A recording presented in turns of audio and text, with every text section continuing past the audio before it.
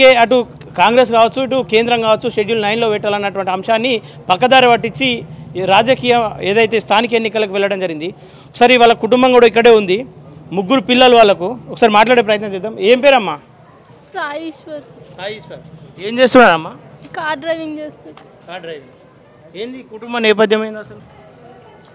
ఏం లేదు సార్, ఎప్పుడు తిన్మర్ మల్లన్న వీడియోస్ అన్నీ చూస్తూ ఉంటాడు, బీసీ గురించి ఉద్యమం చేస్తూ ఉంటాడు. నేను కూడా దాంట్లో ఇప్పటివరకు రాలేదు, ఇన్ని రోజుల నుంచి చేస్తున్నాడు కదా, ఇట్లా చేస్తేనైనా వస్తుందేమో అని చెప్పేసి బయటికి వెళ్ళేసి వస్తాను, నేను ఇవాళ ఏదో ఒకటి చేస్తాను ఇంట్లో నుంచి బయటికి వెళ్ళిండన్న, అంతే. నాకు ఇంకేం చెప్పకుండా వెళ్ళిపోయింది ఇంట్లో నుంచి.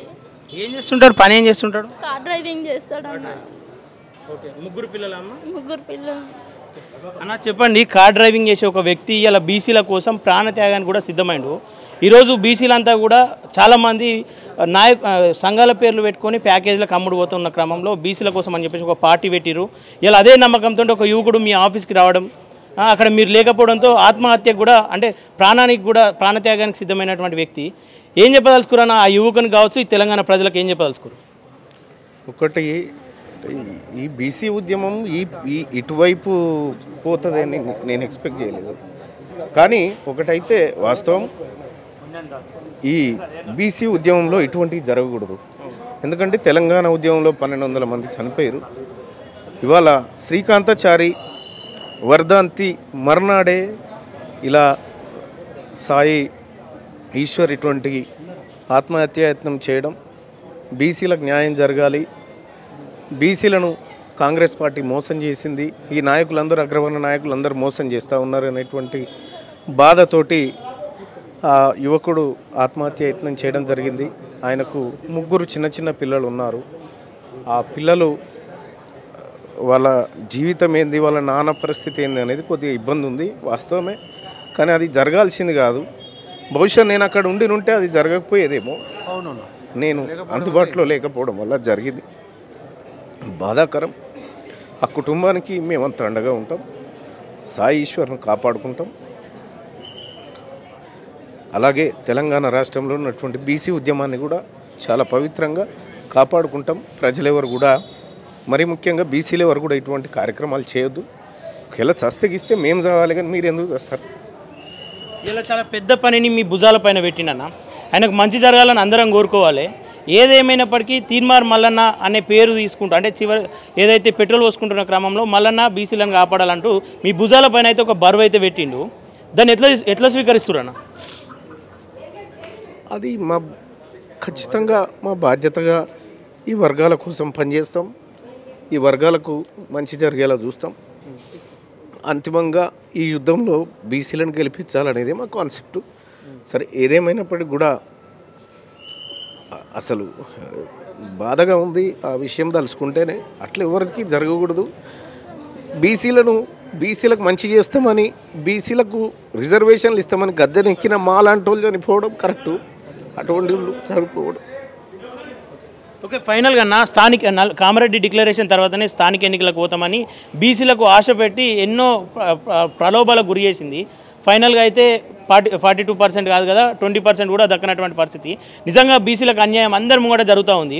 అనేక మంది గతంలో పాలాభిషేకాలు చేసిరు, ఆ క్రమంలో మీరు కూడా చెప్పినటువంటి దాఖలాలు ఉన్నాయి. పాలాభిషేకాలు చేయకండి, తొందరపడకండి అని చెప్పేసి. ఇప్పుడు అదే కనిపిస్తూ ఉంది, అదే తొందరపాటు అనిపిస్తూ ఉంది. ఇప్పుడు ఎవరు కూడా నోరు మీద పెట్టలేదు. ఇది బీసీ నాయకులు ఏం చెప్పదలుచుకోరు, వాళ్ళకి ఎట్లాంటి పిలుపునిస్తారు? కాలం చెప్తా సమాధానం ఖచ్చితంగా. కానీ ఈ సందర్భంలో ఈ టైంలో ఎవరిని ఏమనే పరిస్థితి లేదు. కానీ బీసీలకైతే నేనున్నా, ఖచ్చితంగా మిమ్మల్ని గెలిపిస్తా ఈ యుద్ధంలో.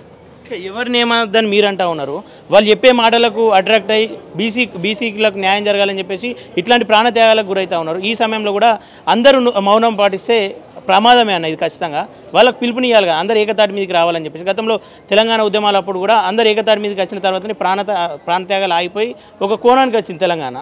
ఇప్పుడు కూడా అట్లాంటి పరిస్థితి కనిపిస్తూ ఉంది. ఖచ్చితంగా ప్రాణత్యాగాలు అనేది మా ఉద్యమంలో లేవు, వీటిని మేము ఎంకరేజ్ చేయము. అది ఎట్టి పరిస్థితిలో ఈ ఉద్యమానికి అలాంటి వద్దు. కానీ మనస్తాపానికి గురవుతున్నటువంటి యువకులు ఎవరైతే ఉన్నారో, ఆందోళనతో ఉన్నటువంటి యువకులు ఎవరైతే ఉన్నారో, సాయి ఈశ్వర్ లాంటి యువకులు, మీరు దయచేసి మీకు దండం పెట్టి చెప్తున్నా, ఇటువంటివి చేయకండి. మీకు కుటుంబాలు ఉంటాయి, మీకు పిల్లలు ఉంటారు, మీకు భార్య ఉంటుంది, మీకు మిమ్మల్ని నమ్ముకున్నటువంటి వాళ్ళు ఉంటారు.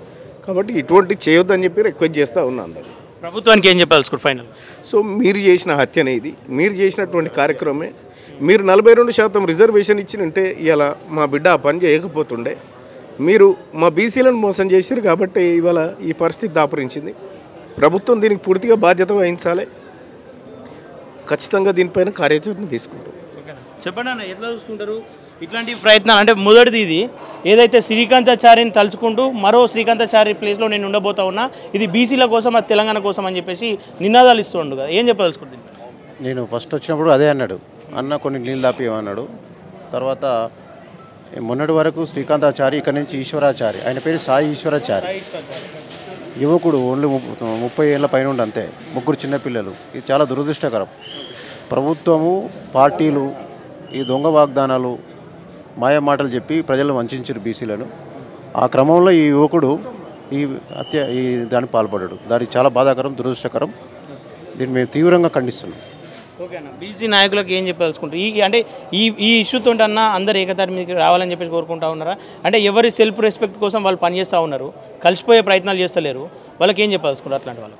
తప్పనిసరిగా ఇతను ఈశ్వరాచారి ఈ సంఘటన చూసైనా బీసీ సంఘాలు కానీ అందరు కానీ నాయకులంతా ఏకతాటిపై వచ్చి ఈ సమస్యను, మన హక్కులను 42% కాకుండా అన్ని హక్కులు సాధించడం అందరూ ఏకతాటిపై వచ్చి మనలాగా చిత్తచిత్తు పనిచేసి చేయాలని నేను డిమాండ్ చేస్తున్నా, విజ్ఞప్తి చేస్తున్నాను. ఓకే అన్న, థ్యాంక్ యూ అన్న.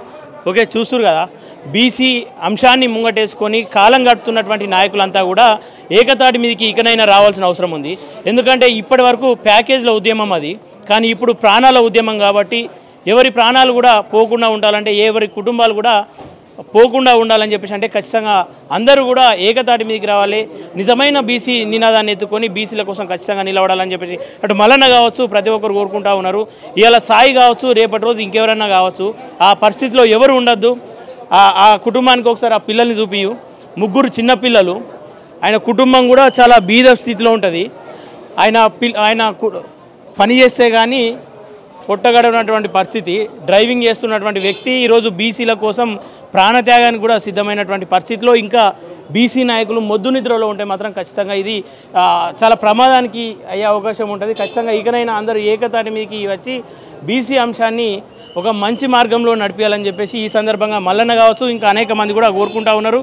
మనం కూడా అదే కోరుకుందాం. ఏం చెప్పిండమ్మా మీ కొడుకు మీకు?